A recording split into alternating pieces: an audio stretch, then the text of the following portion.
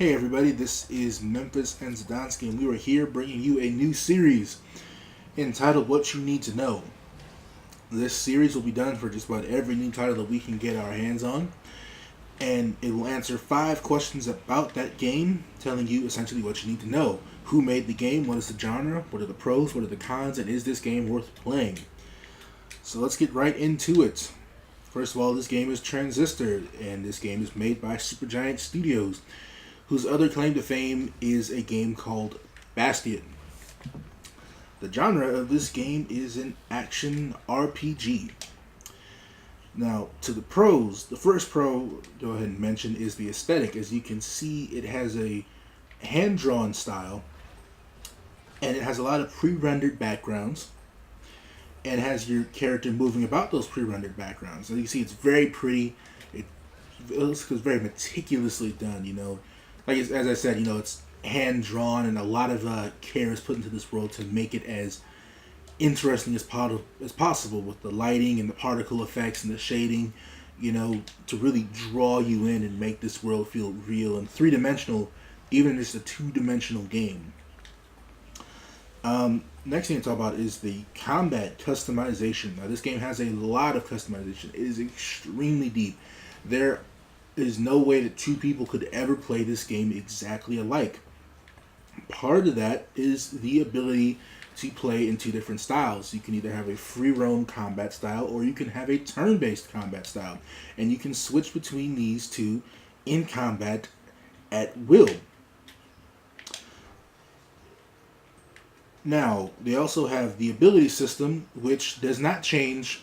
You have 4 set abilities, depending on whether it's free roam or whether it's turn based. You still have your 4 set abilities.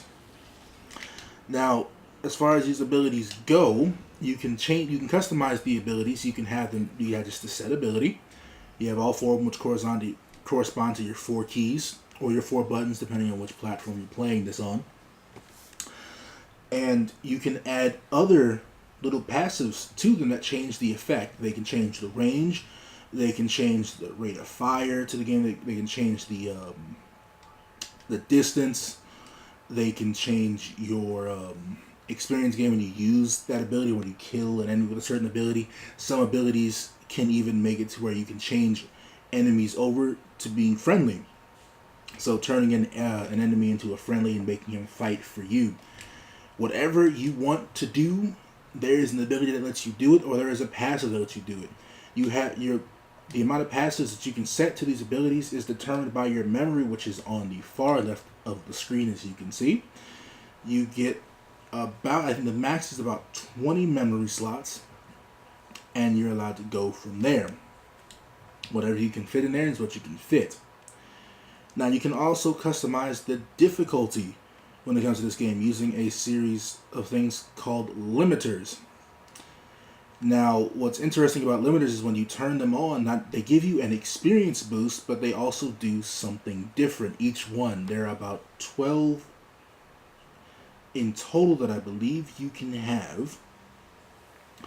And when you're using them, as I said, you get the experience gain, but it tweaks the difficulty, and you can mix and match them as you see fit. You don't necessarily have to go down the line and keep activating them. You can say, I want this one on, and I want this one on. So even your difficulty is very customizable, and it's not going to be the same level of difficulty as somebody else's difficulty.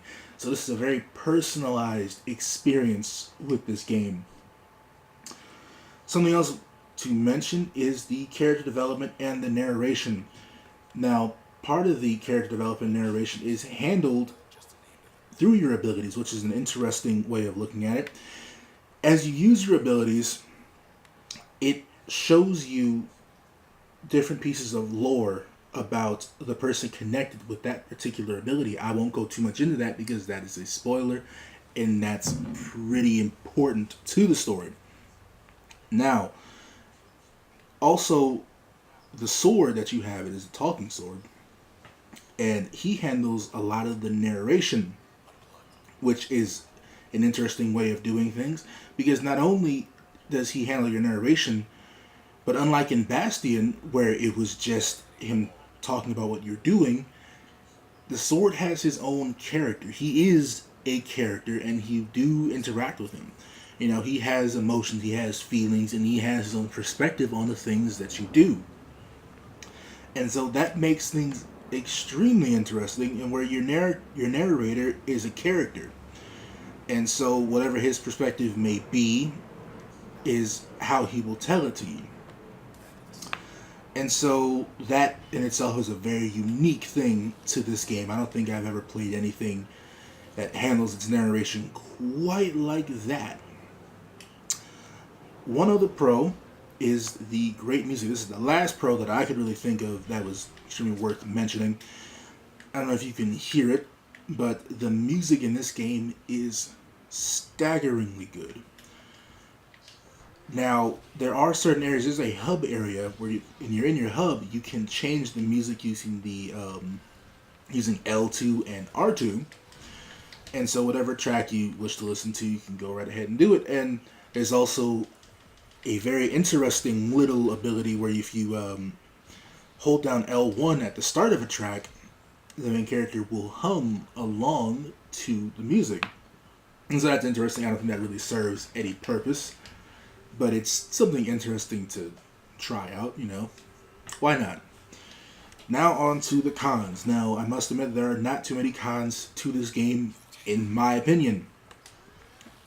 Although there are two that stand out. The first one is that sometimes I think new players will have a little bit of a hard time understanding some of the customization options, as this game does not do a great job at explaining just about everything that you can customize, especially with the UI, because it allows you to do pretty much everything from one place. And so when you go there and you're trying to access certain abilities or add a passive, you know, it can get a little clunky, but that's really just a matter of preference. Some people won't mind. I minded, and it's my opinion. So that's what I'm telling you. The second is that this is somewhat of a short game, but this game is only $20 on PlayStation 4 and Steam. So for about 5 hours of gameplay, $20, in my opinion, that works itself out. Although some people might not care for that. Some people do like longer games.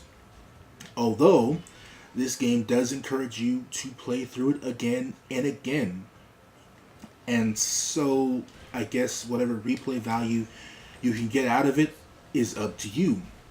And this also goes hand in hand with the difficulty options. You know, if you want to play through this game again with more difficulty or less difficulty, or making it harder on yourself in any plethora of ways that you can think of, just about any way that you can think of, you can go on ahead and do that. So there's plenty of replay value, even though this is a somewhat short game. And now on to the final question: is this game worth playing? I would say so. I think this game is extremely good. It is engrossing. The storyline is great. I do love the action RPG genre. I think the music combined with the aesthetic and the deep customizable combat and the feeling that this game, that this character and the combat are my own, that I can play this however I want to play it and I'm not forced into anything. That is something that is severely lacking from a lot of games today. And so if you're looking for that kind of experience, if that's something that speaks to you, I would highly recommend playing this game whenever you get the opportunity, you know, and really sitting down and taking the time to enjoy it.